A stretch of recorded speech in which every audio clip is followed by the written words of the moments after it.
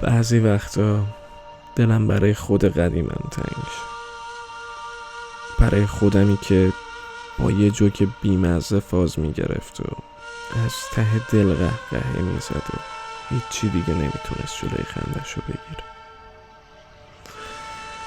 واسه خودمی که هنوز قلبش آدمو لگدمال نکرده بودن، کلی دلیل واسه محبت کردن و دوست داشتن داشت. من فقط نمیدونم یهو چی شد. اون آدم کجا رفت؟ اینی که جلوی آینه ایستاده کیه؟ چرا خیلی وقت دیگه حوصله کسی رو نداره؟ چرا سمت چپ سینش خالیه؟ هیچی توش نیست. چرا؟